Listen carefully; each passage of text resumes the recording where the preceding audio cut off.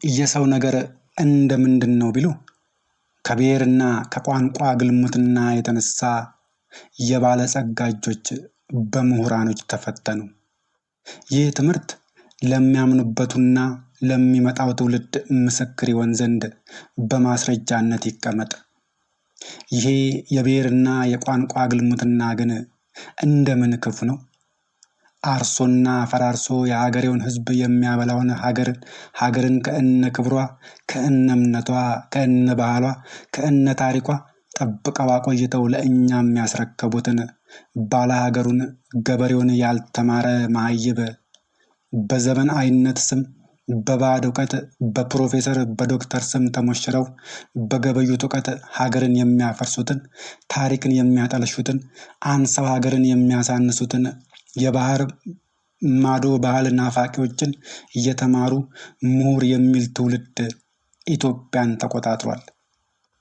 በውኑ ፊደል ያልቆጠሩ መሀይብ የሚባሉት አርሰው ሀገርን የሚያበሉት ባህልን፣ ታሪክን፣ እምነትን ያቆዩልን ባለ ሀገሮቹ ገበሬዎቹ እናት አባቶቻችን ወይስ በባዕድ እውቀት በፕሮፌሰር በዶክተር ማዕረግ ስም ተሞሽረው ሲያበቁ በገበዩት እውቀት ሀገርን የሚያፈርሱትን፣ ታሪክን የሚያጠልሹትን፣ አንሰው ሀገርን የሚያሳንሱት የሀገራችን ምሁራኖች? እንዴት ነው ነገሩ?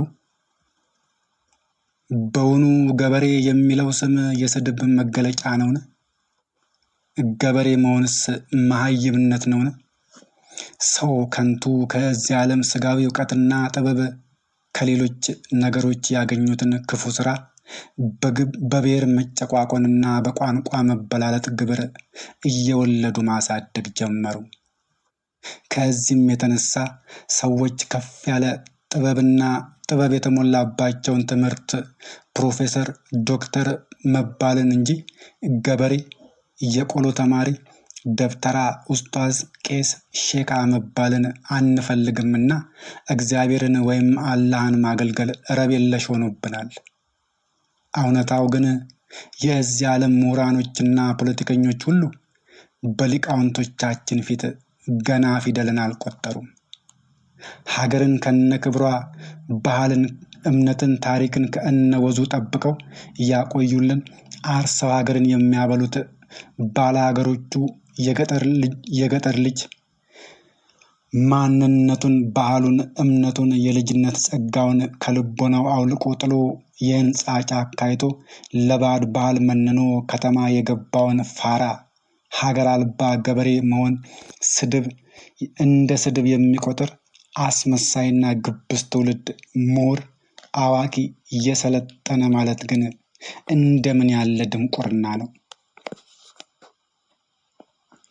ወዳጄ፣ የሰው ነገር እንደምንድን ነው ቢሉ ምኞትና መሻት በተባለ ምክንያት የልጅነት ጸጋችንን የሆነውን ፈሪሃ እግዚአብሔርነታችንን እየተነጠቅን በዘመናዊነት ስም ለዚህ ዓለም ለብልጭልጭ ነገር ባርነት የተገዛ ከእኛ በቀር ማን ነው?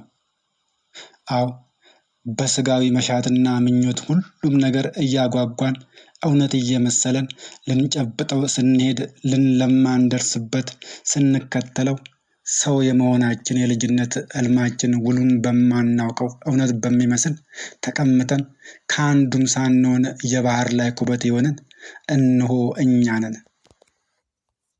ከዚህም የተነሳ አክራሪ ብሔርተኞች፣ ጽንፈኞች ሆነናልና ቁሳዊ ብልጽግና፣ ስጋዊ መደላደል ስብዕናችን ሸርሽሮብን ከመረዳዳት መፎካከርን፣ መቀናናትን ተያይዘነዋልና የወገኖቻችን፣ የጎረቤቶቻችን፣ የወዳጆቻችን ችግር፣ ስቃይ አይታየንም።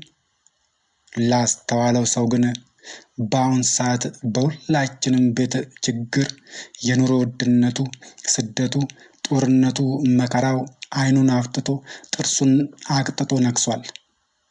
ረሃብ፣ ጭንቀት፣ ለልጆች የቀለም መግዣ፣ ልብስ መግዣ፣ የጓዳችንን የችግር ቀዳዳ መሸፈኛ የሚሆን ገንዘብ ከየት ላምጣ፣ ማንስ ያበድረኛል በሚል የሀሳብ ትካዜ የዕለት ተዕለት ባህሪያችን ከሆነ ውሎ አድሯል። በውኑ ለኢትዮጵያውያን ከብሔርና ከቋንቋ የሚበልጥ ማይክሮቺፕስ ይኖር ይሆን? በፍጹም የለም። አውሬው ብሔርና ቋንቋ የተባለ ማይክሮቺፕስ በኢትዮጵያውያን ልብ ውስጥ ቀብሯልና በረሃብ በጦርነትና በኢኮኖሚ ድቀት ያልተበገረው ሕዝቤ ስለ ሰላም ሲል ግን መስዋዕትን እየከፈልን ነው። ህዳር 29 1987 ዓ.ም ወዮ ይህች ቀን ከቀኖች ሁሉ ክፉ ቀን ነበረች። በሰውና በብሔር መካከል ልዩነት የተፈጠረበት ከሰውነት ብሔርተኝነት መመኪያ መጠሪያ የሆነበት ቀን ሀገርና ሕዝብ በወል ተረስተው ሀገር አንሳ ብሔር ክልል የገነነበት ቀን ነበረች። እንደ ኢትዮጵያ አቆጣጠር ህዳር 29 1987 ዓ.ም ብሔርና ቋንቋን መደብ ያደረገ ስርዓት በአራቱም ማዕዘን በ10 ክልል በቤተ እምነታቱም በቤተ ክህነቱም ዙፋን ላይ ለመንገስ የብሔር ብሔረሰቦችና ሕዝቦች እኩልነት የሚል የባርነት ሰነድ ወይም ህገ መንግስት አውሬው በፈረሶቹ በአስፈጻሚዎቹ በኦሊጋርኪዎቹ በኩል ከኢትዮጵያን ጋር ተፈራረመ።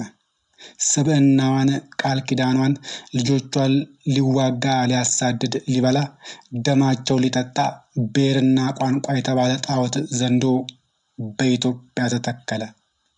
ከዚያም በብሔር መጨቋቆን፣ በቋንቋ መበላለጥ፣ የብሔርተኝነት፣ የተረኝነት፣ የዘረኝነት ሀሳብ የንጹሐን ደም በማጠጣት እየኮተኮቱ ዘንዶን ማሳደግ ጀመሩ።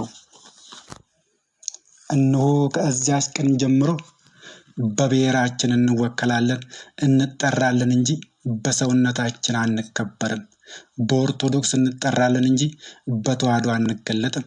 በሙስሊም እንጠራለን እንጂ በእስልምና አንገለጥም።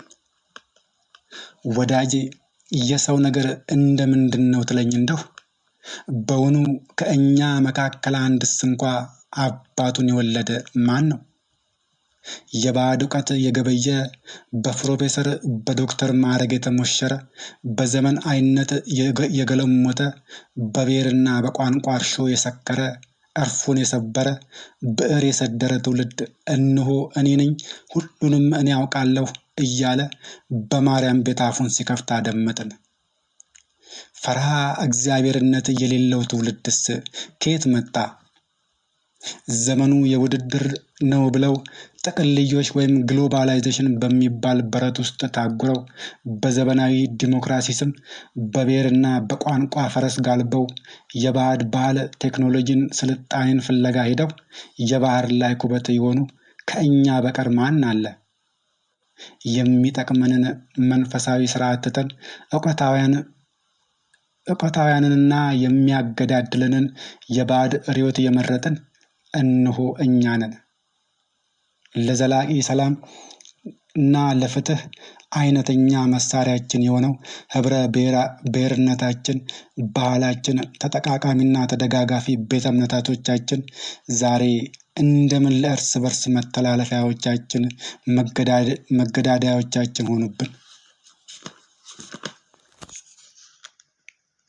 በዚህ ዓለም ነገስታቶች፣ ባለጸጎች፣ በስግብግቦች ፖለቲከኞች በቀመሩት የክፉ ስርዓት የንጹሐን ደምን እንደ ጋዝ እያፈሰሱ አጥንታቸውን እንደ ማገዶ እያነደዱ በሚሰጡን የኃጢአት ሙቀት ተመችቶን ያገኘንም የደላን እና ለነፍሳችንም እረፍት እየመሰለን ያጣንም በከንቱ እያማረርን በጽድቅ ፋንታ ስለ ኩነኔ ለስጋዊ ደስታ ብቻ እየኖርን ከፍቅር ጥላቻን እየሰበክን ከመረዳዳት ስስትን እያደረግን ወደ ራሳችን ሳንመለስ ለንስሐም ሳንበቃ ሰው ሳንሆን ቀን መታ በድንገት እንጠራለን። ሰው ግን ሞትን የሚያህል ዕዳ በውስጣችን ሸክፈን ሳለ እንደምን ተጨካከንን? ፍቅርንስ መኖር አቃተን? ግና እንዳይሆን ሆኗልና ይህንን ትውልድ ወደ እግዚአብሔር ወይም ወደ አላህ ከመመለስ ፀሐይን ማጨለም በእጅጉ ሳይሻል አይቀርም። ወዳጄ የብሔርና የቋንቋ ግልሙትና እንደምንድን ነው ብለህ የጠየቀኝ እንደው ይህ ከባቢሎን ጋር ትክክል ነው። እንኪያስ እንደ ጥንካሬያችንና ንስሐ እንደማይገባ ልባችን የፈጣሪ ቀን ፍርድ በሚገለጥበት በቁጣ ቀን መዓትን መከራን በራሳችን ላይ እናከማቻለን። ሰው እንሆን። ይቆየ